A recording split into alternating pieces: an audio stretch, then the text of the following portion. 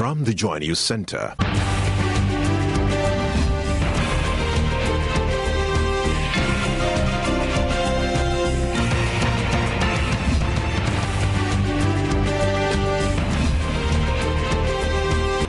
This is News at 8.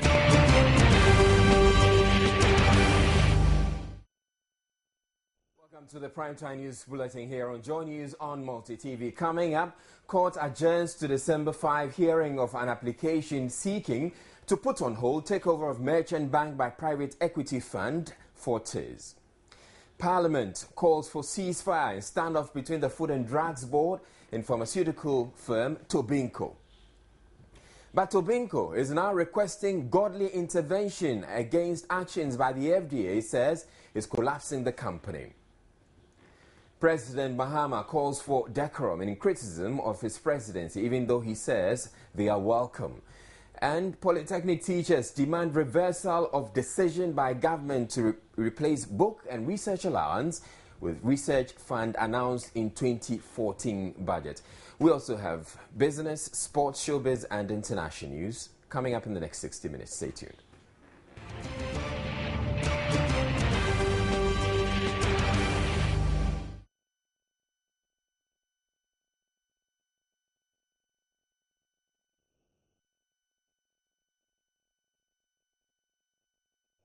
Tobino Pharmaceuticals, the company embroiled in a row with the Food and Drugs Board, has now resorted to spiritual warfare to overcome its current predicament. The company's workers, numbering about 200, gathered Thursday morning to, as they describe it, seek the face of God against evil powers threatening its existence.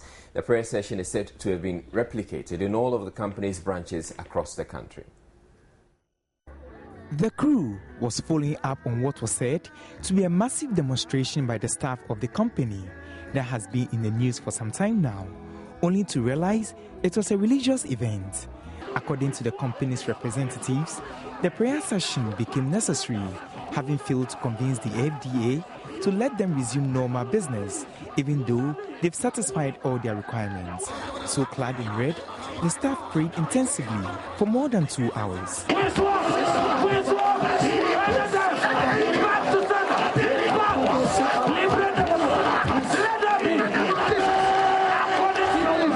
It appeared at some point that the regulator, the Food and Drugs Authority, became the target of the spiritual salvos.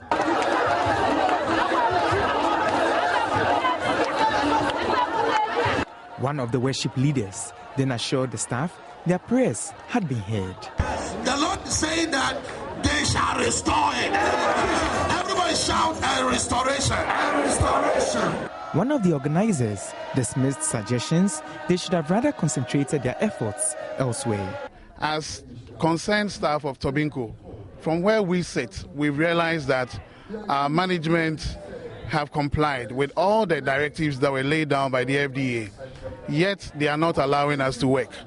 And naturally, we are concerned as a group because from September, we report to work and we don't work. We just sit down and at the end of the month, we are paid. So naturally, we are all concerned. And the question on our lips is, for how long is this issue going to drag on? Because we know that it is not sustainable, that you don't work and you are receiving payment.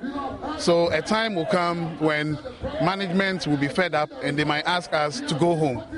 We don't want it to come to that. So we decided to put together this vigil to pray to God, for first of all to thank Him for His mercies, to thank Him for how far He has brought Tobino as a company, and also to ask Him to intercede. The ongoing feud between Tobino Pharmaceuticals and the FDA was sparked by the importation of some drugs which were found to have been distributed on the market without the approval of the regulator. The company's warehouse have currently been shut in ongoing investigations into the operations of the company. But Tobino is convinced the FDA is simply witch hunting. Apart from initiating a legal suit, the president has been petitioned to intervene, and the Ministry of Health inquiry into the matter is due out next month. Now, Parliament has meanwhile called for a ceasefire and a standoff between the Food and Drugs Board and pharmaceutical company Tobinco. The Parliamentary Select Committee on Health, in a statement signed by its chairman, Joseph Yelechire, issued on Thursday, said it is undertaking an inquiry into the matter, describing the media war as unnecessary and unhelpful. I'd like to read you the entire statement. It says the Committee on Health notes with concern the recent developments between the Food and Drugs Authority, FDA, and some stakeholders in the pharmaceutical sector. It will be recalled that the Public Health Act 2012, Act 851, was passed by Parliament to reinforce the mandate of the FDA in respect of regulation of the pharmaceutical products, among others, pending the publication of guidelines by the FDA to detail out the procedures and processes in registration of food, medicine and herbal preparations and medical devices. Due diligence must be paid by all stakeholders in order not to undermine the provisions of the Public Health Act. The Parliamentary Committee on Health is fully seized of the development and has been undertaking an inquiry into the activities of all concerned. We are finding real issues that can potentially affect the health of all residents in Ghana. While the inquiry ensues, we wish to recommend as follows that the ongoing media war between, on one hand, Tobinco, the Ministry of Health, Pharmaceutical Society of Ghana, and the other hand, and the Food and Drugs Authority cease forthwith. We deem it as unnecessary and unhelpful. We further urge all parties to cooperate in the ongoing inquiry to create the congenial atmosphere for the resolution of all issues. That FDA, too, granting a moratorium of at least 3 months to all affected manufacturers and importers of food, medicines, herbal preparations, and medical devices to bring their products into compliance immediately as required under the Public Health Act 2012. And 3, that the security and law enforcement agencies exercise tact and discreetness in their efforts to investigate and enforce the law in consonance with the rule of law and due process. We believe that only painstaking investigations will lead to successful prosecution of offenders. Due attention should be paid to the reputation and integrity of business concerns until proved guilty of any offense. So that was the statement from the Parliamentary Select Committee on Health. In other news, an Accra Fast Track High Court has adjourned to December 5 hearing of an application for an injunction against the takeover of Merchant Bank by Fortis Private Equity Fund. The Center for Freedom and Accuracy, led by its executive director, is seeking the injunction because it believes the state, which through SNITS owns a majority stake in the bank, is not getting a fair deal. The hearing was adjourned to enable SNITS enter an appearance. And I'm joined here by Anil Sabote, who was in court for Joy FM, and he's going to give us some details as to what exactly transpired in court. So what can you tell us about the processes in court? Okay, so essentially, like you said, I mean, the CFA, or the Center for Freedom and Accuracy, had gone to court to seek an injunction to stop the Bank of Ghana from going ahead to sell Merchant Bank to Fortis, because, like you said, I mean, they believe that there's some underhand dealings. Absolutely, but then we got to court, the case was called all right, but then the lawyer for SNET and the person of Ahiabo said that they were served late, and therefore they couldn't find enough time to enter an appearance, and therefore it would be important for them to adjourn the case, for them to study the full facts as brought to the court by the CFA, so that they can equally meet them. And the judge, L.L. Mensah himself, also went through his records and realized that nothing of that sort has been filed, and therefore it's important that the adjournment is granted. So both lawyers agreed that let's adjourn the case to the 5th, so the 5th will come back, the motion will be moved, and then they'll discuss. But it's important to also put on record that the Bank of Ghana, the governor of the central bank, and the president of Dr. Kofi Wampa, yesterday had granted an interview to Joy News where he said that he's prepared to meet CFA or any other person willing to challenge the legitimacy or otherwise of the process in court. Unfortunately, there was no person from the Bank of Ghana, there was no lawyer or representative. Well, it could probably be that they probably also were not served in probably, yes, because I didn't get any details to that. I'm told also there were some interesting personalities that showed up in court. Absolutely. I mean, it was quite cute. When the whole place was very packed, so when I went into the court and I saw Mr. Kebi Asante. So my initial thought was that maybe he has a case there. But when we closed, I saw that Mr. Awuni walked him into his car. Okay. So it was later that we were speaking to Mr. Awuni, and he said that, look, Mr. Kebi Asante had come to the court to throw his weight behind show solidarity. Exactly, the fight. And he believes that, look, there are a lot of people there like him who every day go to the banking hall and they receive very meager ration suspension pay. And then you look at somebody like Kebi Asante, you're going to mortgage his pension fund. In other words, he's more like a walking exhibit. Absolutely. Absolutely. Okay, thank you very much, Anio Sabute. So the case has been adjourned to December 5, we're told. Now, addressing journalists shortly after the adjournment, the executive director of the CFA, he was there and he made some comments suggesting taking a swipe at the central bank governor for the comments he had made with respect to the transaction. In other news, Deputy Information Minister Felix Kwakye has said President Mahama welcomes criticisms of his administration so long as they are done in a decent manner. Addressing journalists at the Flagstaff House, he also announced that the president will be in Takoradi next week to cut short for work to begin on the expansion of the Takoradi port. It is not practical to expect that everybody will have the opportunity to speak to the president at every time. There are several mediums through which as many people as possible can communicate with the president. Of course, interactions on radio phone-in programs, political discussions, social discussion focusing on the economy and other sectors provide an avenue for collating feedback, as it were, from people. And that the discussion may not necessarily be geared towards providing an interface between the president and the people, but certainly the feedback that one gets on government's programs and policies will be picked up and forwarded to the appropriate quarters. The president recently announced the creation of an online portal for complaints from the public relating to the conduct of public officers vis-a-vis corruption and what have you. That is also one platform that when it comes up will provide an avenue for those who are ICT inclined to use that medium to get direct access to the president in terms of feedback and complaints on what they perceive to be the conduct of public officials.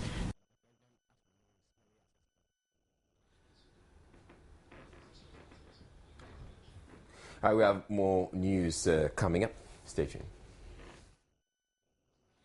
Residents of Nima and Mamobi here in Accra are being blamed for the delay in completing a major drain being constructed through the two suburbs. Some youth of the town recently embarked on a violent demonstration to demand the government complete the project. But at a news conference to dissociate themselves from the demonstration, executives of the Ayawaso North and East constituency of the NDC said the project has suffered the delays because the youth of the area have not allowed the contractor to work.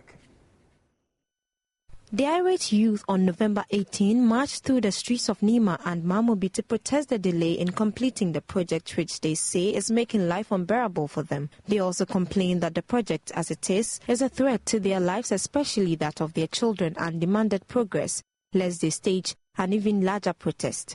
Chairman of the Ayawaso East constituency of the NDC, General William Olabode, however, says though lack of funds is a major challenge confronting the project, the actions of sections of the youth has not been helpful. According to him, the contractor has been chased out of the area several times. After the agitations, after the demonstration, the contractor was at the site. He was chased out.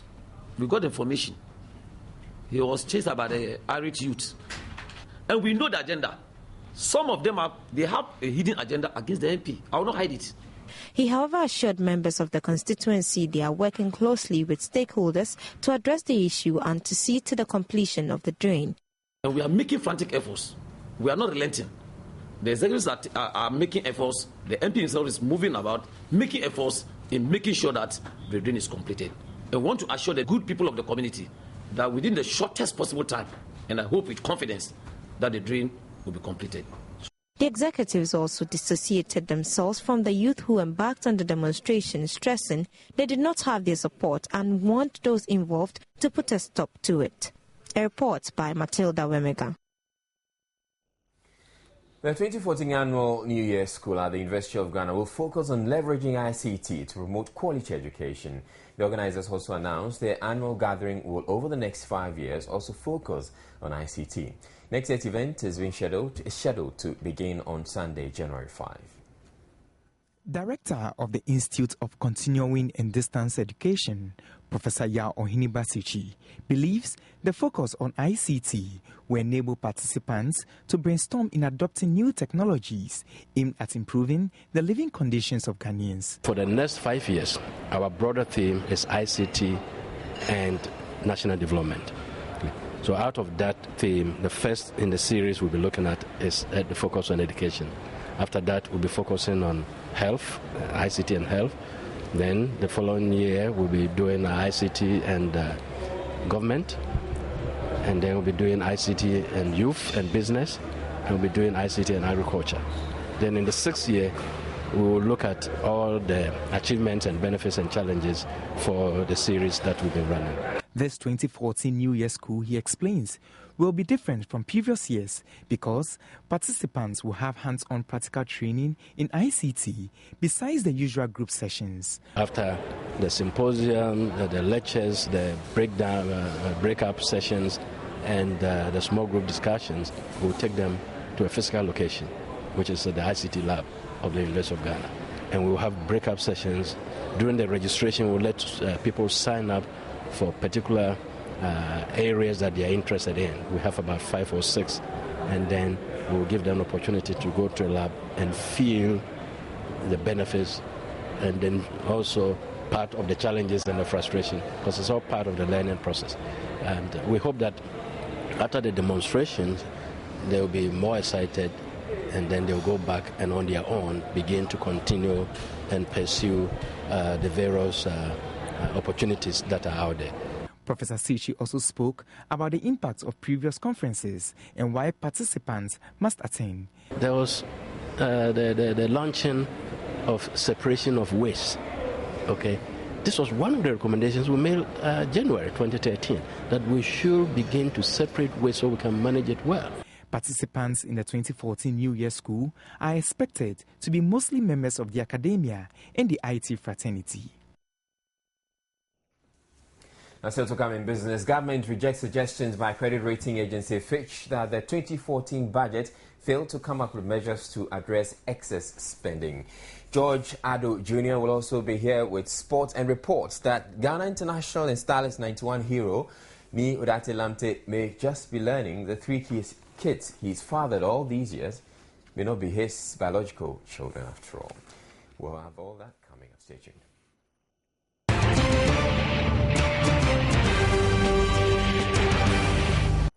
Now, time now for some business reports. I'm Abigail Adumakuenchi. Government has rejected criticism by rating agency Fitch that the 2014 budget failed to come up with measures to check excess spending. The rating agency in this report on the budget observed that government would still end 2014 with a higher budget deficit. But in a statement, government says that it will not adopt abrupt measures that will affect the medium-term good prospects. It states that although a fiscal deficit higher than what was estimated for 2013 is projected for the year, progress has been made in addressing the issues that led to the fiscal slippage in 2012 in the 2014 budget. The statement further says corporate income tax from the petroleum sector, which registered a shortfall in 2012, is now showing a positive variance. Petroleum and utility prices have been adjusted upwards to reduce the burden of subsidies on the budget, and consultations have been held with development partners to ensure that grants are disbursed as planned. Government in the statement, however, admitted wages and interest costs remains a challenge, but that the 2014 budget outlines specific policy and administrative measures to bring the wage bill under control and to reduce the interest cost burden. Now, away from that, the Ghana Revenue Authority, as part of its efforts to modernize its operations, has launched a customer care charter and manual to regulate operations with clients. The manual is to help the GRA improve its service delivery to clients and educate them on their rights. The GRA client charter and manual, according to officials, will ensure improved efficiency and effectiveness of tax administration in the country. The charter describes the functions of the GRA, the rights and responsibilities of clients, and the service clients can expect from them. Compiled after a thorough survey with clients across the country, the charter for the GRA will reconnect and re-engage customers for better outcomes. It is sad to admit that most public sector organizations often relegate customer care to the background of their operations. This, I must say, stems from a gross misconception of customer care, which has been the bane of most public sector organizations such as ours. If we are truly determined to create a transformational Ghana Revenue Authority, then we need to constructively engage our stakeholders and place them at the cutting edge of all our operations. By so doing, we will be creating a disciplined, client-oriented, and a business-friendly authority. Head of the Tax Policy Unit at the Finance Ministry, Anthony Jajara, deputizing the Finance Minister, Sektekwe, commended the initiative and urged the GRA to adhere to the Charter for a vibrant tax administration system. Your customers, which include taxpayers, tax experts, tax consultants, tax lawyers, must be valued if you will be able to do what government has assigned you to do. Client service charters are in effect a social pact between service providers and receivers. They specify standards for service delivery, which we believe our stakeholders have a right to expect, and set out complaint handling and feedback mechanism if things go wrong. It is important GRA commits itself to report annually to all stakeholders on your performance against this charter. You must set up monitoring and evaluation system that would support this process. Mr. Jajara also implored clients to fulfill their tax obligations without hesitations, especially as there is now a client charter in place. We'll still stay with the GRA, and the Ladies Club of the Ghana Revenue Authority has embarked on a 3-day tax collection and education exercise at the Makola Market here in Accra. The exercise, while mobilizing revenue, was also to help address the challenge of poor record keeping and tax evasion in the informal sector. The GRA Ladies Club hit the Makola market to request traders to fulfill their tax obligations. Revenue mobilization in the informal sector remains a daunting one for the authority as education in the sector is limited. The ladies for the 3 days explained to the traders the need to pay taxes. And this year we decided to go to the markets because our mothers in the market do not have the time to always come into our offices to pay their taxes. So we are approaching them so that we can collect and advise and tell them what they can, and listen to their problems and solve them for them. From here, Makola, we are going to Medina Market and Tema Market, doing the same thing. Educate them, go out and collect taxes and register if possible. The GRA, to ensure traders pay taxes, has introduced tax stamps to be paid by those engaged in smaller volumes of trading. The taxes, which are paid quarterly, range from 30 cedis to 150 cedis, depending on the size of trade. But for the domestic tax revenue division of the GRA, the level of record keeping in the informal sector remains a challenge. A lot of the people in the informal sector do not have the regular accounting means of putting down the business activity, the records on their business activity. So it becomes difficult to know what income did he make in the first place. So how are you going to, that's a big challenge. Record keeping is very poor. Address system in Ghana is very, very poor. Everybody would agree. Now we have we set up a desk at the front of the office that addresses their issues, including education. He urged traders not to default or delay in their tax payment or face sanctions, including a 100 cedi fine. Well, that's it for business. Sports is up next.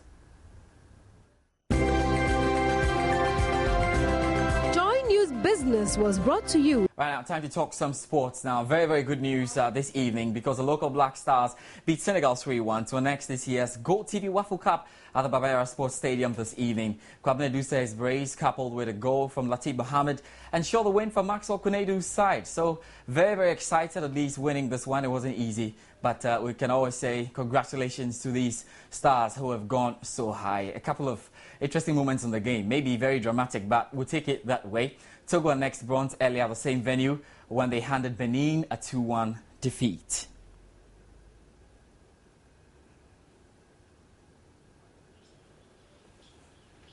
Now, ex-Black Stars player Tony Ibafu, who worked as General Match Commissioner at this year's FIFA Confederations Cup in Brazil, has told Joy Sports he's confident Brazil will be ready for next year's World Cup. With a little over 7 months, stadia earmarked for the World Showpiece are nowhere near completion. Following talks, Brazil might not be ready. But Tony Ibafu, who represented FIFA's General Secretary at the Confederations Cup, disagrees. As a general coordinator, I stay at the same venue and I'm in charge of the entire administration. I represent the General Secretary of FIFA at the venue. Brazil will be ready. Brazil will be ready with the 12 stadia. Everybody goes through challenges. The same as South Africa. When the Europeans were saying, I don't think the Africans will be ready. When there were crises in Cabinda with the Togolese team, everybody said, can we have the World Cup? The Europeans said, can we have the World Cup in Africa? In Athens, when there's a bomb, do we speak about having the Olympic Games in London? This is totally rubbish. You understand? I believe that the Brazilians are going to be ready. They're a bit like we to finish up at the last minute, but I can tell you that it's going to be a great World Cup. Football is coming. People saying football is coming home always to England. No, it's coming home to Brazil, modified with skills and Zamba and a great Ghanaian team, the Black Stars. Meanwhile, the Black Stars dropped the place down in the latest edition of the FIFA Coca-Cola World Ranking release today. Ghana dropped a place down in the latest edition of the FIFA Coca-Cola World Rankings released today. The Black Stars are now placed at 24th in the November edition of the ranking. Ghana still ranked second best on the African continent behind Ivory Coast, with Algeria and Nigeria following in third and fourth. Kwesi Apia's side, who have qualified for a third straight World Cup, have also seen some points chalked off their tally. The Black Stars now have 849 from their previous 860 points. In the overall world ranking, Spain are still number 1 spot as Germany climbed to second with Argentina in third. Now, close sources to ex-Black Stars footballer Neil Dati-Lamte have revealed to Joy Sports the travel ex-player is not the biological father of his 3 children after 20 years of marriage. Joy Sports can confirm that after 20 years of marriage, former Ghana international football star Nii Odati-Lamte has just discovered shockingly that none of his 3 children he has fathered all these years with his wife are his biological children. The ex-footballer suspected the wife of infidelity and asked for a DNA test on all the children, only to discover that he was not the biological father of all the 3 children. According to reports, the woman known as Gloria is now claiming that the man is infertile and that it was her husband who suggested for an artificial insemination. The former Anderlecht and Aston Villa star has filed for a divorce from his wife, who he claims has deceived him all these years. A source close to the former Ghana star revealed to Joy Sports that Nii Odati-Lamte has on several occasions fought with his wife to make her change her cheating ways. Nii Odati-Lamte and his wife were at the Accra court this afternoon. So some very disturbing news. Very disturbing news for Odati-Lamte. I mean, I'm imagining how he will be feeling. But have we made contact with him? We've spoken to him. He's not willing to come out to speak definitely, but he was at court. At court this afternoon, currently on his way back to Elmina. The thing about it is that yes, we've heard from him. We also need to hear from the lady, because whatever the situation is, Nii Odati-Lamte is not the father of those 3 children he's been, purportedly fathering. That's one thing. The other thing is that what is the lady saying? The lady is also saying that there was an agreement that they have an artificial insemination. That's why this has got up to the court. So at this point, we're all careful about what we say. We don't know who is in it. It's more important to find out what happened. So we just keep it at that point. Nii Odati-Lamte, yes, we understand the circumstances, but we also have to find out what the 2 lawyers coming there. So the wife also goes ahead to say that yes, they decided to do this artificial insemination So because they have come to realize that the consent, man is, infertile. I mean, he's actually saying that Odase Lamte is infertile. That's the reason why they agreed to have this artificial insemination. There have also been other reports, around Gloria, and people saying that, yes, she's a wild lady, definitely going out and do all of those things. So it's close in there. Now it's in court. We definitely have to find out how this pans out. But it's a big knock, actually, for Odase Lamte. I mean, how long has he had these suspicions? That is what we can understand. And do we know what may have sparked this latest? That is, you're listening to, the source that we have, and some of them say that yes, there have been some kind of quarrels, squabbles and that's how all of this built up. It's actually a story that's been running. The issue is that we don't know what happened, and we have to also find out how long did he know this before taking this and making this public. That's another thing. So we have to just keep close tabs on it, because if this was something that they understood mutually, then of course we had to get an understanding of when it happens. Now all of this is in court. We'll find out how the two lawyers will push this one. Yeah. And definitely we are chasing this one. Expect this kind of exclusive, coming up soon. At the moment, we just understand that Odase is very down. Not supposed to be happening, especially when the Black Stars are qualified for the World Cup. It's sad news coming in, but it's a family matter we also have to respect and just find out how all of these things happen, definitely. And in all of this, I'm also wondering how the kids are coping, because they'll get in the middle of all of this. All of this, and that's another one we look at. Maybe just a bit concerned about, the stories coming out about our Black Stars players. Not too long ago, we talked about John Mensah, who also had issues, and then we talked about John Pentel. So it's just not good news coming in for the entire sports fraternity, but it's a motive. We understand family issues. Let's handle it well. Let's be careful of what we say about this, because we're hoping that the best comes out of it. It's a sad note, rather sad note, but I'm sure you're happy that we won the Waffle Cup. A bit controversial, but we'll take it that way. That'll be all for sports then. Israel will join us for the international news. Have a good night. Sports was brought to you in association with Stand-up comedy has caught up with Ghanaians as a form of entertainment and unwinding after a stressful day. It's therefore based on this that Adom TV has designed a comedy talent show, Sri Kwakwa. Last year's edition was hilarious, and this year promises to be a lot more fun. My brother, I'm watching on the net saying, and I'm in TV, so go to another show day. All right, listen to me.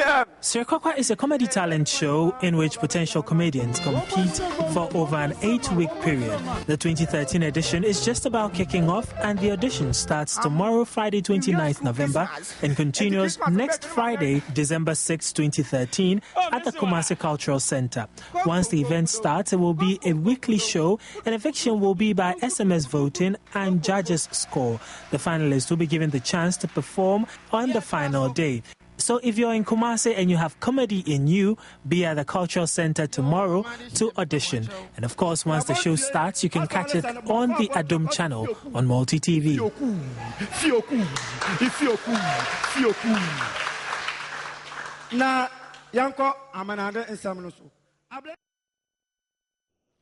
Right, it's been 1 week since the passing of Ronnie Coaches of the group, the Hip Life group, and the Book Back, and we've been to the house to commiserate with the family. It has been a sad 1 week since the one half of the High Life group, Book Back, died. Ronnie Coaches died at the Kolebu Teaching Hospital after what was said to be a cardiac arrest. Friends and colleague musicians and sympathizers from all walks of life thronged the King Solomon restaurant to join Ronnie's family in mourning. Ronnie's father, a musician himself, was proud of his son's achievements. He's my son and I'm proud of him, because at least he has made an impact on the music industry. And I mean say that some people are having sons who are robbers and this kind of stuff there. I'm happy he's a son who is at least making something and he's having his followers. Some fans, friends and admirers also paid tributes, with some singing a line or two of Book Back songs.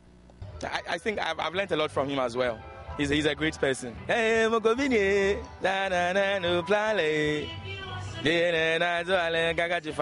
remember Ronnie for patience. I remember Ronnie for calmness. He's huge, he's tall, he's very thick and tall, but between him and Bright, he was the coolest. He was the one who doesn't talk much, and It's sad. I really love that song. Baby,